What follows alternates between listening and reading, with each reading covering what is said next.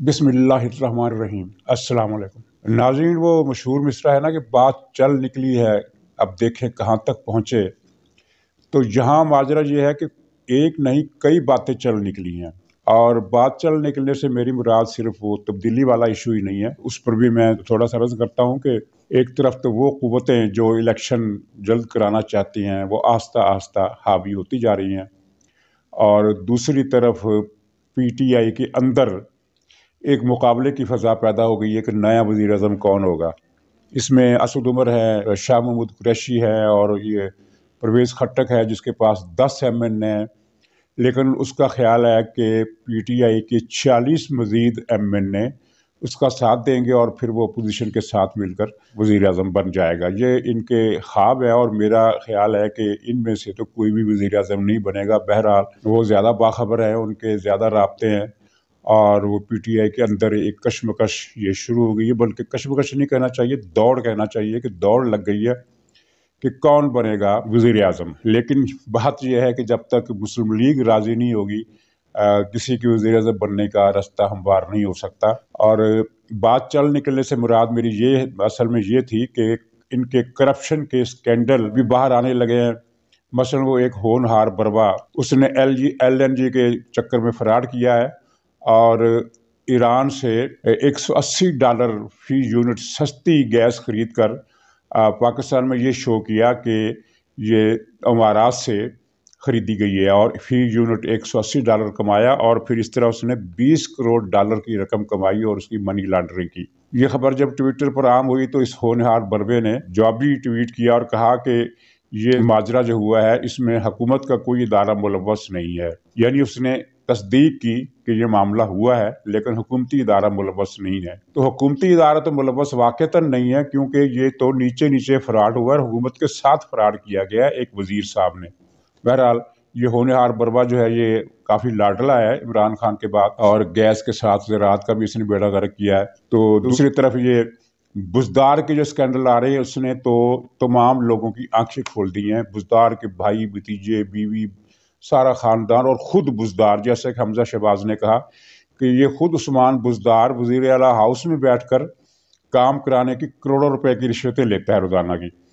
और अरबों रुपए की करप्शन इसकी फैमिली कर चुकी है। तो ये उज़मा बुखारी साहबा ने प्रेस कॉन्फ्रेंस की, उसमें कुछ तफसील बताई, और मज़ीद तफसील अगले चंद दिनों में आने वाली है। यानी मालूम ये होता है कि इस PTI के रेवड़ में हर कोई अरबों की दिहाड़ी लगा रहा है, करोड़ों की दिहाड़ी कोई नहीं लगा रहा, हर कोई अरबों की दिहाड़ी लगा रहा है।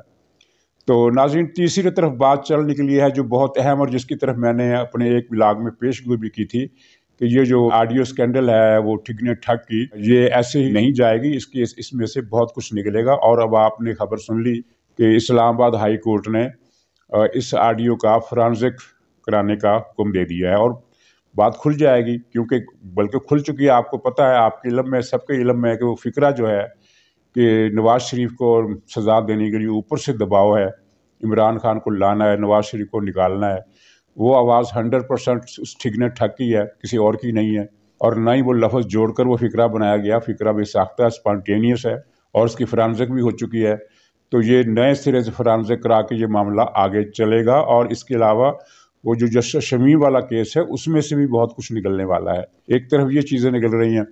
तो दूसरी तरफ आप मुस्लिम लीग में, जिसने कल जुज़वी तौर पर एहतजाज किया था, हसन इकबाल थे एहतजाज करने वालों में, शाहिद खकान अब्बासी थे, लेकिन बाकी लोग जो थे वो किसी के इशारे पर ठंडे थे, और उनको कुछ ज़्यादा इंटरेस्ट इस बात से नहीं था कि ये बिल पास होता या नहीं होता। लेकिन शाहिद खकान अब्बासी ने कल जो बयान दिया, उसने कहा है कि IMF सुन ले, हम बरसरे इक़्तिदार आकर इस बिल को वापस लेंगे। और ये बड़ी ख़तरनाक बात कर दी है शाहिद खकान अब्बासी ने, क्योंकि IMF तक यही मैसेज पहुंच जाए कि ये मामला मुतनाज़ा है, और हुकूमत चेंज होने की सूरत में ये सौदा, ये मुआहदा जो है वो कैंसिल हो जाएगा,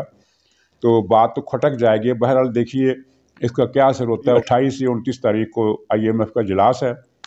हुकूमत के पास मोहलत थी, लेकिन इन्हें मुल्क बेचने की इतनी जल्दी थी कि इन्होंने 13 तारीख को ये सारा काम निपटा दिया, और 13 तारीख को ये जो अंग्रेज़ लोग होते हैं, इंग्लिस्तान के, इंग्लैंड के लोग, बल्कि अमेरिका में भी बहुत सारे लोग 13 तारीख को मनहूस समझते हैं। तो ये हुकूमत भी चूँकि इंग्लैंड से दरामद की गई है, इमरान खान का जो इंग्लैंड से इसका जो मादरे वतन है, اصل میں پاکستان تو اس کا ایسا ہی ہے جیسے اعجاز افغان کا. تو اس نے 13 تاریخ کی جو نحوست ہم نے گلے مول لی ہے وہ نحوست پاکستان کے گلے میں بھی پڑ گئی ہے. تو اس معاملے میں یہ شاہد خاقان عباسی کا بیان اگر مسلم لیگ کے دوسرے لیڈر بھی اس کی تائید کر دیں اور پیپلز پارٹی بھی تائید کر دے، جو کہ مجھے لگتا ہے کہ بہت مشکل ہے، اگر یہ دونوں پارٹیاں باجماعت تائید کر دیں کہ یہ ہم برسر اقتدار آ کر اس معاہدے کو منسوخ کر دیں گے، بھلے سے نہ ہی منسوخ کریں، لیکن اگر یہ اعلان کر دیتے ہیں تو IMF میں ان کا جو مسئلہ ہے عمران خان کا گڑبڑ میں پڑ جائے گا اور یہ وطن فروشی شاید رک جائے. وطن فروشی انہوں نے پکی کر دی ہے. اعجاز افغان کا میں نے ذکر اس لیے کیا کہ یہ صاحب کل ایک ٹی وی پر بیٹھے ہوئے تھے اور وہاں انہوں نے اسٹیٹ بینک کو IMF کے حوالے کرنے کی تعریف کی اور اس کی کہا کہ یہ بہت اچھا فیصلہ ہے، اور ساتھ ہی یہ بھی کہا جو منی بجٹ ہے یہ بھی بہت اچھا فیصلہ ہے. تو ان لوگوں کی حالت یہ ہے کہ ان لوگوں نے پاکستان میں کمائے اربوں، سینکڑوں، ہزاروں، لاکھوں، کروڑوں نہیں، اربوں کمائے. ان کے فارم ہاؤس ہیں، ان کے پلازے ہیں، ان لوگوں کے، صرف اعجاز افغان کی بات نہیں کر رہا. اور یہ ہر اس بات پر خوش ہوتے ہیں، ہر اس بات کی تعریف کرتے ہیں جس سے پاکستان کی جڑ کٹے، پاکستان کے مفاد کو نقصان پہنچے. اور یہی اعجاز افغان صاحب پھر کل ایک اور پروگرام میں دیکھا گیا کہ یہ جو سیکورٹی پالیسی ہے جو عمران خان نے جاری کی ہے، ملک سے غداری کی دستاویز، ملک سے پاکستان کو بیچنے کی دستاویز، بھارت کے حوالے کرنے کی دستاویز، اس کی تعریف کر رہے تھے. تو یہ لوگ ہیں، ان کو پہچان لیجئے کہ یہ پاکستان کے دشمن ہیں اور پاکستان کی تباہی پر خوش ہوتے ہیں. ہر وہ بات جس سے پاکستان کو نقصان ہو ان کے چہرے میں لالی کا باعث بنتا ہے، ان کے چہرے پر سرخی کا باعث بنتا ہے، اور ہر وہ بات جس سے پاکستان کا فائدہ ہو ان کی اس سے بھمیں سکڑ جاتی ہیں اور یہ تمتما اٹھتے ہیں غصے سے، اور ان کا دل جو ہے تلملا جاتا ہے کہ پاکستان کو فائدہ کیوں ہو رہا ہے. تو ناظرین، تھوڑی سی بات یہ میں کرنا چاہتا ہوں، سیکورٹی پالیسی. عمران خان نے یہ جھوٹ بولا کہ یہ پاکستان کی پہلی سیکورٹی پالیسی ہے. ظاہر ہے اس سے پہلے کئی پالیسیاں آئیں،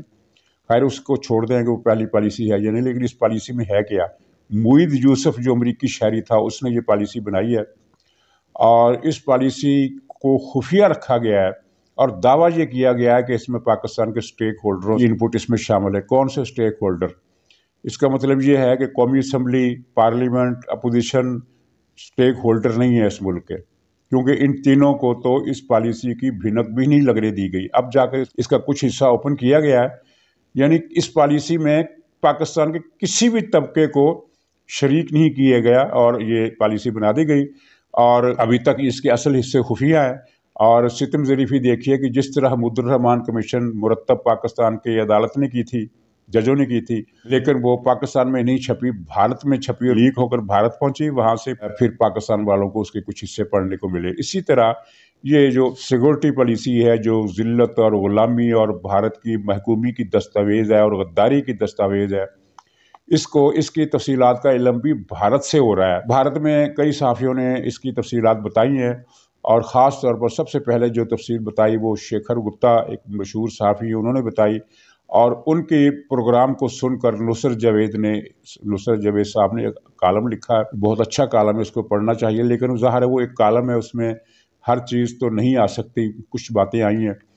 بھارتی میڈیا میں جو کچھ آ رہا ہے وہ یہ ہے کہ اس دستاویز کی بنیاد اس بات پر رکھی گئی ہے کہ بھارت کے ساتھ 100 سال تک جنگ نہیں ہوگی، اور یعنی کہ مسئلہ کشمیر جو ہے وہ 100 سال تک کے لیے حل کر دیا گیا، دفن کر دیا گیا ہے. یہ بھی طے کیا گیا اس پالیسی میں کہ مسئلہ کشمیر کو ایک طرف رکھتے ہوئے بھارت سے اگلے چند برسوں میں، 4-5 برسوں میں تجارت کو فروغ دیا جائے گا اور اسے راہداری بھی دی جائے گی سینٹرل ایشیا تک. بہت اچھی پالیسی ہے، یہ بات مجھے پسند ہے کہ بھارت کے ساتھ تجارت کھولنی چاہیے، کیونکہ اس میں دونوں ملکوں کا فائدہ، اور جب دونوں ملکوں کا فائدہ ہوتا ہے تو اس کا مطلب یہ ہوتا ہے کہ دونوں ملکوں کے عوام کا فائدہ ہے. لیکن یہی پالیسی نواز شریف نے مسئلہ کشمیر کو ڈمپ کیے بغیر اپنانے کی کوشش کی تھی تو اس سے غدار بنا دیا گیا تھا. اب انہوں نے مسئلہ کشمیر کو ڈمپ کر دیا ہے کہ ایک طرف رکھ دیا ہے، اور پھر دعویٰ یہ کیا ہے کہ سیکورٹی پالیسی میں کشمیر کو اہمیت حاصل ہے. کتنا بڑا جھوٹ ہے یہ! اسی طرح کا جھوٹ ہے جس طرح یہ کہا گیا ہے کہ پاکستان کی نئی سیکورٹی پالیسی میں غریب عوام کا خیال رکھنے کو بھی اہمیت دی گئی ہے، اور یہ اہمیت اسی طرح کی ہے جس طرح ایک قصائی کسی بکرے کو دیکھ کر اسے اہمیت دیتا ہے، یہ اسی طرح کی اہمیت ہے۔ پاکستانی عوام کو یہ حکومت ذبح کر رہی ہے، اور منی بجٹ میں تو مزید اس کے ذبیحے کا بندوبست ہو گیا۔ یہ منی بجٹ کے اثرات جب آ رہے ہیں اور ہر چیز مہنگی سے مہنگی ہوتی جا رہی ہے، آج یہ گورنمنٹ نے کچھ دواؤں کی قیمتوں میں مزید 43% اضافہ کر دیا، 43 سے 45% تک، اور ساتھ ہی بجلی کے ریٹ 4.5 بڑھا دیے، اور بجلی کا یونٹ اب 30 روپے کا ہو گیا، اور ابھی بجلی مزید مہنگی ہونی ہے۔ یہ 40 روپے تک یونٹ انہوں نے کرنا ہے، اور پھر 1-2 دن میں، آج 15 تاریخ ہے، آج شاید اگر آج نہیں تو اگلے یکم کو یہ پٹرول 6 روپے مہنگا کرنے کا فیصلہ کر چکے ہیں، 6 روپے فی لیٹر مزید مہنگا۔ اور اس کے ساتھ ہی پاکستان کی ہر چیز اس منی بجٹ کی وجہ سے مزید مہنگی ہوگی، اور جو پہلے ہی اتنی مہنگی ہو چکی ہیں چیزیں کہ عوام کے لیے ان کی خریداری، ان کا حصول ایک خواب بن چکا ہے، ایک ناممکن خواب بن چکا ہے، اور عوام کا ذبیحہ کرنے کی عمران خان نے جو پالیسی بنائی ہوئی ہے اس کو بہت پوری رفتار اور خشوع و خضوع سے اس کو نافذ کیا جا رہا ہے۔ اور اس کی سوچ یہی ہے کہ پاکستان کے کسی بھی غریب آدمی کی جیب میں کوئی روپیہ نہ رہ سکے، اور دوسری طرف کرپشن کا جو اندھیر انہوں نے مچا دیا ہے اس کی مثال تو پوری دنیا میں نہیں مل سکتی۔ دنیا میں اگر آپ دیکھیں، مارکوس کرپٹ تھا، سہارتو کرپٹ تھا، یہ حسنی مبارک کرپٹ تھا، لیکن یہ عمران خان تو ان تینوں چوروں کا باپ نکلا، جس طرح سے بڑے پیمانے پر یہ کرپشن ہو رہی ہے۔ اور اب رنگ روڈ اسکینڈل کی جو اس میں جو پتہ چلا ہے کہ اس میں بھی بزدار نے پیسہ کھایا، مال کھایا، اور اظہار عمران خان کو بھی حصہ دیا۔ اور عمران خان کی وہ جو کالی مائی والی سرکار ہے، تو اس کی میں نے کل بھی بتایا تھا کہ انہوں نے ایک ٹولہ بنا رکھا ہے 6-7 عورتوں کا، جو وہاں بیٹھ کر ایک کرپشن کا اڈا تو وزیر اعلیٰ ہاؤس ہے، اور ایک کرپشن کا اڈا یہ ان خواتین کا ہے، اور ایک کرپشن کا اڈا بزدار کی فیملی کا ہے جو جنوبی پنجاب میں کرپشن کر رہا ہے۔ اور جو وفاقی وزیر کرپشن کر رہے ہیں، جس طرح کہ میں نے ہونہار بربا بتایا، جو گیس کے مسئلے پر اور لیکوڈ گیس کے امور میں اربوں روپے کی کرپشن کر رہا ہے، اور ان سب کو عمران خان کی داد، تائید اور آشیرواد حاصل ہے۔ اس کے بغیر تو ظاہر ہے کوئی کچھ ہو نہیں سکتا۔ اب سوال یہ پیدا ہوتا ہے کہ جب تبدیلی آئے گی تو اس کے بعد جو نئی حکومت بنے گی وہ پاکستان کو سنبھال پائے گی؟ عام طور پر یہ تاثر ہے کہ پاکستان کو اب سنبھالنا کسی کے لیے آسان نہیں رہا۔ تو بہرحال یہ سیکورٹی پالیسی جو ہے یہ پاکستان کو بھارت کی محکومی میں دینے کی دستاویز ہے، لیکن بات یہ ہے کہ یہ کسی انسان نے نہیں بنائی، یہ کسی گدھے نے بنائی ہے۔ اس گدھے کی عقل کا اندازہ اس بات سے کیجئے کہ یہ کہا گیا ہے کہ یہ پالیسی 100 سال تک نافذ رہے گی۔ بھی فرض کیجئے اگر 3 مہینے کے بعد پاکستان پر پاکستانیوں کی حکومت قائم ہوگی تو پھر یہ پالیسی کہاں جائے گی؟ آپ تو امریکن ہیں، انڈیا کی لابی کے آدمی ہیں، عمران خان بھی انہی کا آدمی ہے، اور اس دستاویز میں جو سب سے اہم بات جو برآمد ہوئی وہ یہ ہے کہ ٹرمپ کے ساتھ ملاقات میں عمران خان نے کشمیر کا سودا کیا تھا، اور کشمیر کو فروخت کرنے کی خود عمران خان نے اس قومی غداری کی دستاویز میں تصدیق کر دی ہے کہ ہاں میں نے کشمیر بیچا تھا، کر لو جو کرنا۔ تو ناظرین، یہ اب ان کی چونکہ نیا بالکل ڈوبنے لگی ہے، تو آنے والے دنوں میں جو بھی نئی حکومت آئے گی وہ دیکھتے ہیں کہ وہ اس 100 سال کی پالیسی کے ساتھ کیا سلوک کرتی ہے، کیونکہ اس پالیسی میں یہ ہے کہ کشمیر کو بھارت کی سپرد کرنے پر مہر لگانے کے بعد ہم بھارت کی غلامی کریں گے، کیونکہ یہ بھارتی غلامی ہے۔ بھارت تو ایسا کوئی لکھ کر دینے کے لیے تیار نہیں ہے کہ وہ 100 سال تک پاکستان سے جنگ نہیں کرے گا۔ ہم نے لکھ دیا، لکھ کر اس پر مہر لگا دی ہے، اور بڑی مبارکبادیں وصول کر رہا ہے عمران خان اپنے ساتھیوں سے کہ اس نے پہلی سیکورٹی پالیسی بنائی ہے۔ اس کا مطلب ہے کہ 70 72 75 سال تک پاکستان کسی سیکورٹی پالیسی کے بنا ہی سیکورٹی سٹیٹ بنا رہا۔ دنیا کے اگر 200 ملک ہیں تو ان میں سے شاید 6 یا 7 ملک ہیں جو سیکورٹی سٹیٹ کہلاتے ہیں، باقی سب ویلفیئر سٹیٹ ہیں یا ویلفیئر سٹیٹ ہونے کی کوشش کر رہے ہیں۔ کچھ مکمل طور پر ویلفیئر سٹیٹ ہیں، کچھ جزوی طور پر ویلفیئر سٹیٹس ہیں، لیکن پاکستان، شمالی کوریا وغیرہ کا شمار ان ملکوں میں ہوتا ہے جن کا ویلفیئر سے کوئی واسطہ نہیں ہے، جن کی ریاست کا عوام سے کوئی واسطہ ہی نہیں ہے، وہ سیکورٹی سٹیٹ ہیں۔ اور یہ کہنے کی بات یہ ہے کہ یہ پاکستان 5 صدی سے اگر سیکورٹی سٹیٹ چلا آ رہا ہے تو کیا کسی پالیسی کے بغیر ہی چلا آ رہا تھا؟ اب پہلی بار پالیسی بنی ہے، اور اس پھر پالیسی میں جتنے جھوٹ بولیں گے، جس طرح کا مذاق اڑایا گیا عوام کا، سٹیک ہولڈرز کا اور کشمیریوں کی قربانی کا، وہ سب آپ کے سامنے ہے۔ اور دکھ کی بات یہ ہے کہ میڈیا پر جبر کی زنجیریں بہت گہری ہیں، چنانچہ میڈیا پر یہ چیزیں زیادہ ڈسکس نہیں ہو رہی۔ ہاں، ایک دو چینلز نے اس پر پروگرام کیے ہیں اور اچھے پروگرام کیے ہیں، لیکن ظاہر ہے ایک دو چینل سے ایک پروگرام کرنے سے یہ بات نہیں بنتی۔ یہ قومی غداری کا کیس ہے، اس پر قومی میڈیا پر بہت زیادہ بڑے پیمانے پر اس کا پوسٹ مارٹم کرنے کی ضرورت ہے، اور اپوزیشن کو بھی یہ مسئلہ اٹھانا چاہیے، اس کا فرض بنتا ہے کہ وہ وطن فروشی کے خلاف اٹھے۔ لیکن مسئلہ یہ ہے کہ شہباز شریف سے لے کر زرداری تک سب اس حکومت کے اسٹریٹجک اتحادی ہیں۔ نواز شریف نہیں ہے، شاہد خاقان عباسی بھی نہیں ہے، لیکن اب دیکھتے ہیں کہ شاہد خاقان عباسی جو فی الحال جو صف اول کی قیادت میں اکیلے نظر آ رہے ہیں، وہ اس غداری پر کچھ بولتے ہیں یا نہیں بولتے۔ تو ناظرین اجازت دیجیے، انشاءاللہ کل پھر ملاقات ہوگی۔ خدا حافظ۔